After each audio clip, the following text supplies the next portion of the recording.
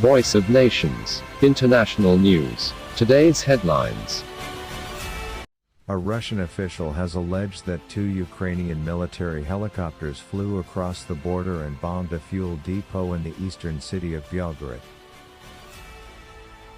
Russian missiles hit 2 cities in central Ukraine early on Saturday, damaging infrastructure and residential buildings, the head of the Poltava region said.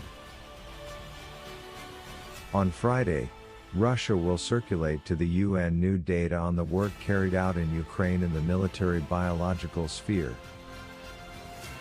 The Pentagon continues to assert that the US will destroy all of its chemical weapons by September 2023.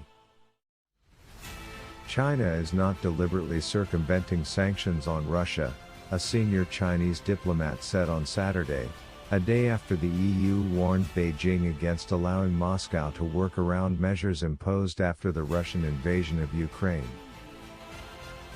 The US has warned India against warming up to Russia, ahead of a visit by Moscow's top diplomat to press New Delhi to resist Western pressure to condemn its invasion of Ukraine. Pakistan wants stronger ties with both China and the US without impacting its relations with either, Pakistan's army chief said on Saturday.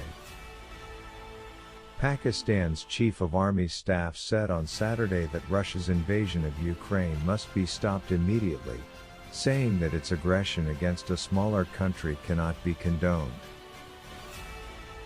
The U.S. State Department and the White House separately said there was no truth to allegations by Pakistan's PM that the U.S. had threatened the Pakistani government via a letter.